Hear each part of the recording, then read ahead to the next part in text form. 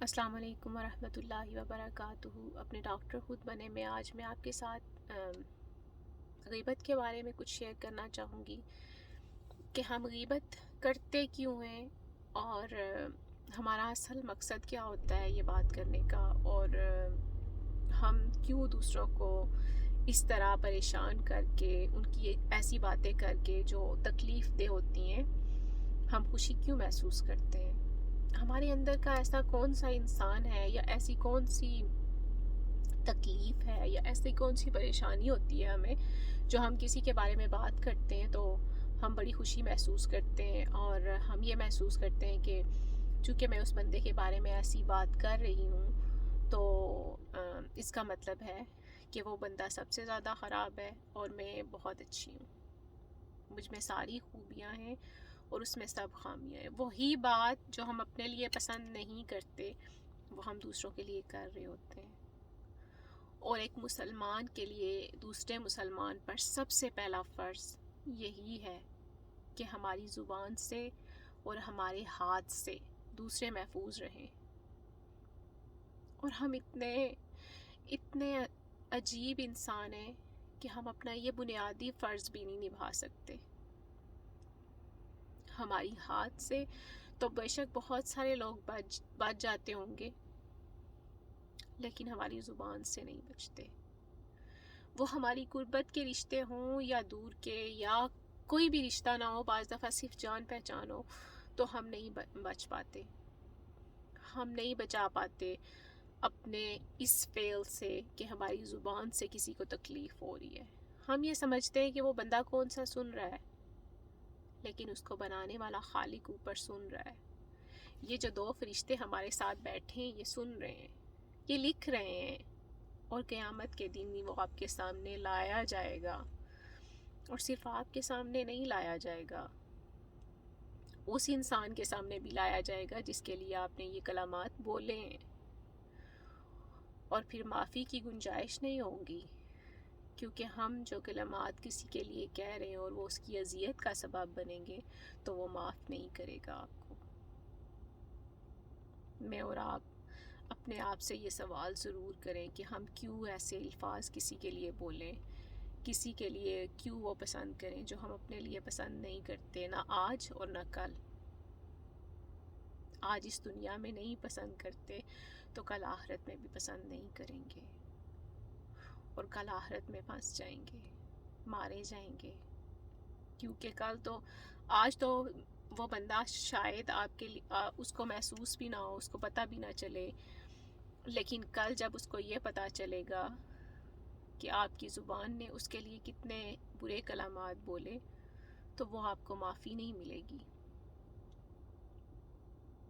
सबसे पहले मेरे अपने लिए ये बात है कि मैं ख़ुद को कितना महसूस करती हूँ, मेरी अपनी ज़ुबान से कितने दूसरे महफूज हैं, चाहे वो मेरे अपने हैं या गैर हैं। ये जो ज़ुबान है ना, बड़ी कमाल की चीज़ अल्लाह ने बनाई है। ये जो बोलना हमारा है, अल्लाह ने सूरत अर-रहमान में हमें क्या बताया? अर-रहमान अल्लमल कुरान खलकल इंसान अल्लमहुल बयान। इंसान के बनाने का जिक्र किया और उसके साथ ही उसके बोलने का जिक्र किया।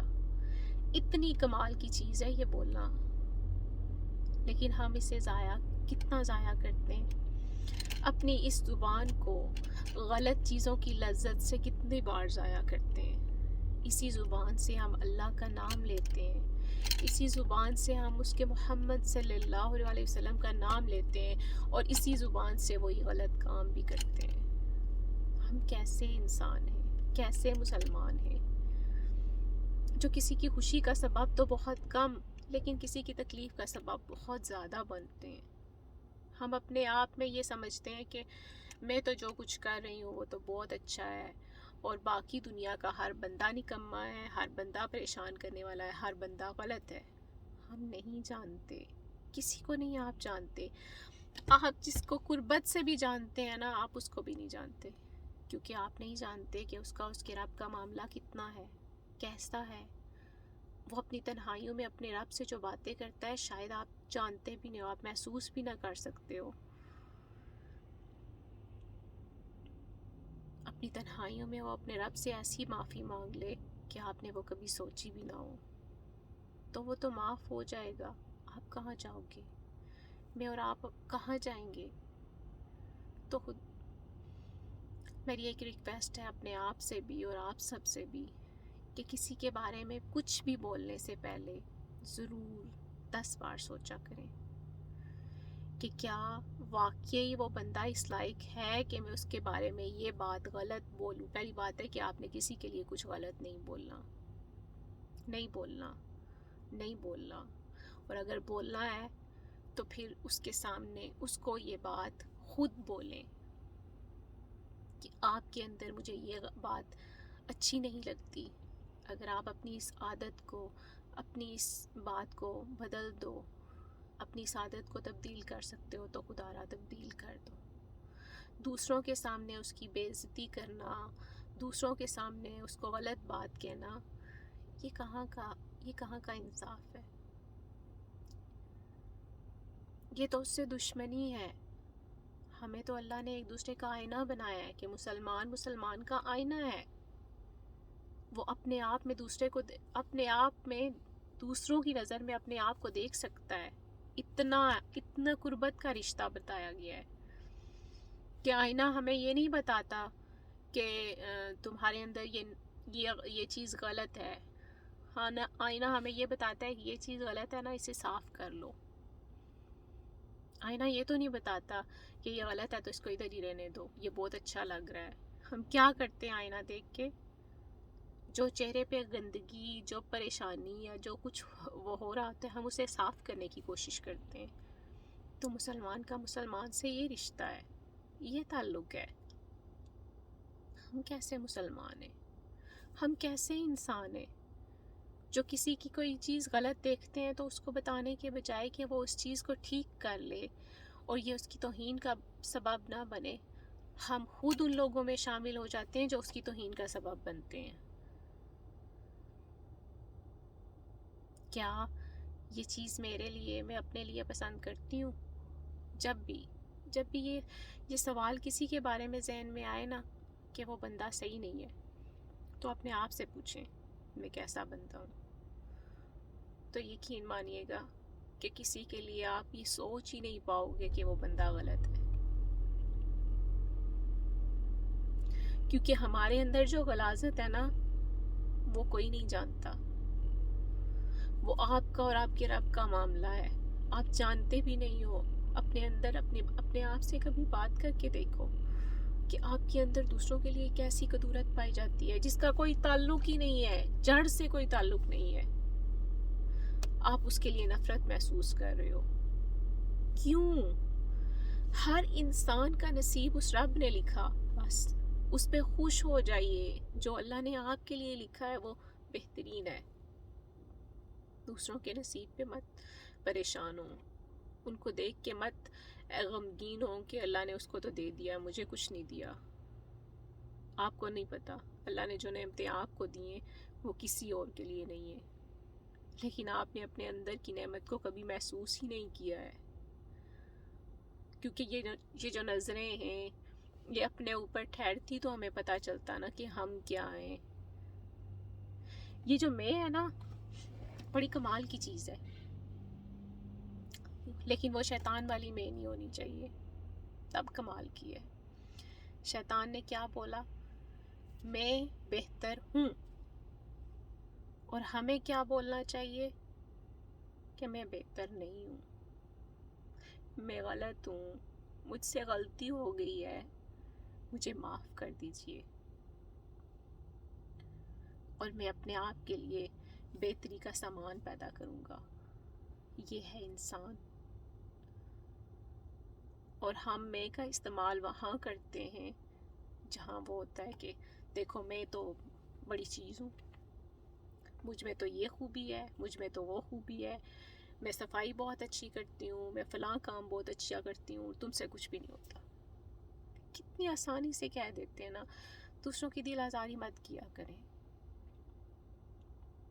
ان کو بتایا کریں کہ ان کے اندر کیا خوبی ہے جو آپ کو بہت اچھی لگتی ہے اور آپ چاہتے ہو کہ یہ خوبی آپ کے اندر بھی ہو.